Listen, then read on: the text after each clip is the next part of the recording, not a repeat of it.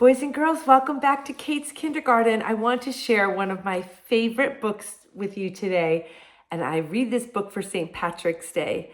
It's by Tommy dePaola, who is one of the most wonderful children's authors. He has the most fantastic books, and it's called Jamie O'Rourke and the Big Potato. And boys and girls, I read this story in a bit of an Irish accent. Are you ready to go? Here we go. Jamie O'Rourke and the Big Potato. Jamie O'Rourke was the laziest man in all of Ireland. He would do anything to avoid working, especially if it had to do with growing potatoes.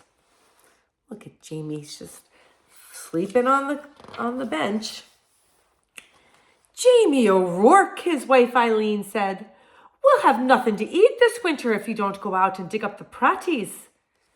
That's how they say potato in Ireland. "Oh, the saints will preserve us," Jamie would whine. "Me back's as sore as can be. Sure as I'm telling you, wife, you'll have to dig them up yourself. I'll break in too if I so much as get up out of this bed."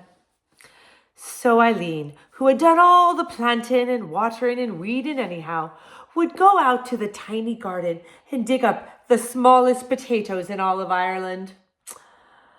All because Jamie was too lazy to dig a larger garden and had no money to buy good potato seed.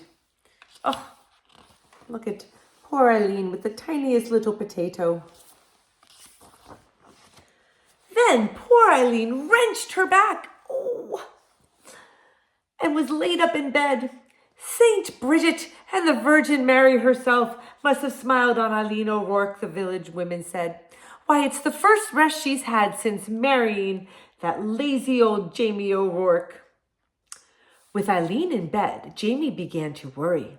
No Eileen to dig meant no praties all winter, and no praties meant no food. "Oh, poor me," wailed Jamie. "I'll starve to death. I'd best go to church and confess to Father O'Malley. There's no telling how soon death will be knocking on me door." Jamie's a bit dramatic, wouldn't you say, boys and girls? So, even though it was midnight, Jamie set out for church. He was about halfway down the hill when he heard singing and a tap-tap-tapping noise.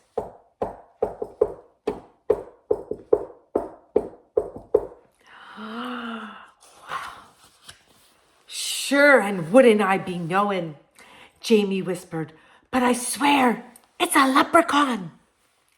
And sure enough, sitting in a circle in the ferns in the moonlight was a leprechaun, singing and hammering tiny nails into the heels of the fairy boots he was making. Jamie knew just what to do.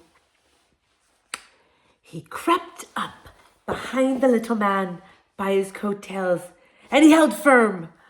"Let me go! Let me go!" the leprechaun shouted. "Not on your life," Jamie said. "Not until you show me your pot of gold." Now, everyone in Ireland knows that the leprechauns make boots and dancing shoes for the fairies, who pay for them with gold. And everyone knows that if you catch a leprechaun, he'll pay for his freedom with his pot of gold. But this leprechaun was cleverer than most. I wonder what's going to happen.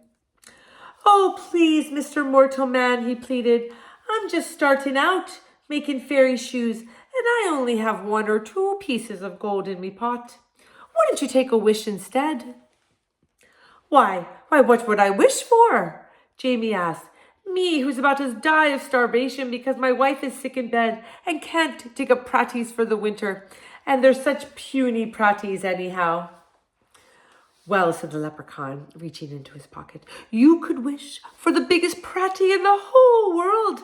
It would last all winter, and you wouldn't have to do anything more than plant this seed, water it, and wait."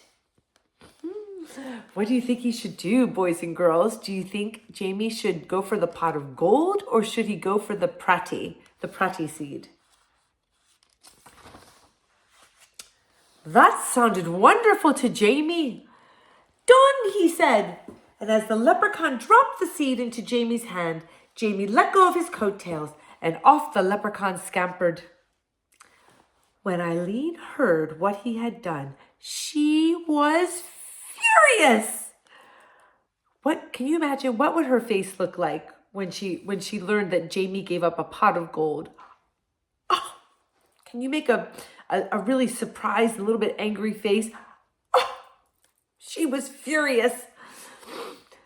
Jamie O'Rourke, you're not only the laziest man in all of Ireland, but you're a fool as well. Giving up a pot of gold for a pratie seed. Oh. Well, I'm going to plant this seed and water it, and you'll see, Jamie said. And out he went. And faith, Eileen did see. In no time at all, the biggest, finest potato plant sprouted out of the ground, followed by the potato itself. It was so big, it pushed up not only all the dirt in the garden, but the garden shed and the corner of the cottage as well. Well, surely now it's ready to dig, Jamie said proudly. He hoed all around it, but he couldn't dig that pratie seed out of the ground. He got a beam and a rock. Look at this, he's got a beam on a rock and tried to pry it out. He pushed and he pushed, but the pratie wouldn't budge. As he was pondering what to do, the neighbors passed by on his way to the village. All the people are starting to gather. There's the massive potato. He couldn't believe his eyes. He couldn't wait to tell everyone in the village what he had seen.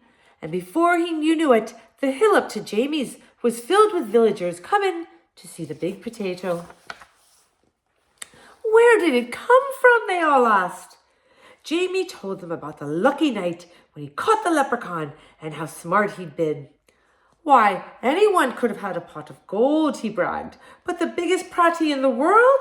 Well, that took some doing. However did you outsmart the leprechaun? They all asked at once. Jamie hesitated and he scratched his head.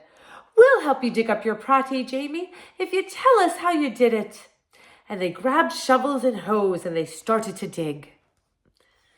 All the people from the town want to know. They dug and they dug and they pushed and they shoved until the potato flew up out of its hole, rolled down the hill faster and faster until it reached the bottom, where it bounced up high, came to a stop right in the middle, right wedged between the stone walls at the center of the road. What to do now? Oh my goodness, this is quite a predicament. There's the priest, he's saying, I'm not sure what to do. That pratie is so big that no one, no cart, nothing can get by it, the constable complained to Father O'Malley. How's a body to get in or out of the village? What shall we do? The villagers wailed. Oh my goodness. Then they all looked at Jamie and said, It's your pratie, Jamie. You'll have to move it out of our way. Well, said Eileen, there's more than enough pratie for everyone. Why don't you all take some home? That's a nice idea. She's going to share the pratie with all the people in the village. That's a great idea.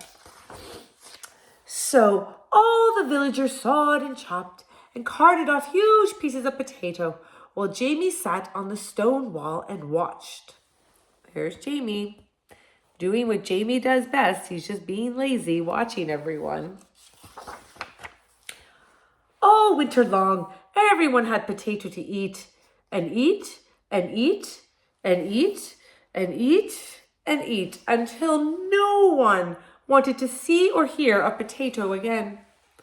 Look, the boy starts out pretty happy. He's getting tired of potato. And the husband and wife, they're pretty happy too, wouldn't you say? They look pretty happy, but now they're getting tired. Oh my goodness, the same over here. This boy is pretty excited. He's having mashed potatoes and now he's getting kind of tired. And here's the priest. He's pretty happy and then, oh no, it's too many potatoes. Happy, sort of, a little bit getting sad and not happy. Too much potatoes, too many potatoes. In the spring, Jamie said, I've saved a potato eye for a seed and it's just about time to plant it. Oh no, the villagers cried. If you promise not to plant it, Jamie, we promise before St. Patrick and all the saints to see that you and Eileen have plenty to cook and eat all winter. We don't want another giant Pratty around here. Jamie sniffed, smiled, and agreed. What a perfect life for a lazy man. They do look pretty happy. And so you see, darling Eileen, Jamie told her, I wasn't such a fool with that leprechaun after all.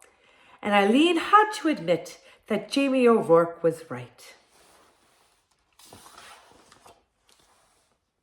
Oh my goodness, boys and girls. You are never going to believe what the last page of this book is. Here's the leprechaun, and I do believe that he tricked Jamie O'Rourke because he didn't have 1 or 2 pieces of gold in his pot. He had a whole pot of gold. But I think it was okay because Jamie and Eileen were happy in the end. And money, gold, cannot buy happiness. That is the story, Jamie O'Rourke and the Big Potato by Tommy dePaola. Thank you for joining me, boys and girls, for my favorite St. Patrick's Day story. Until next time, remember to be kind, be friendly, and be helpful. See you again. Bye-bye.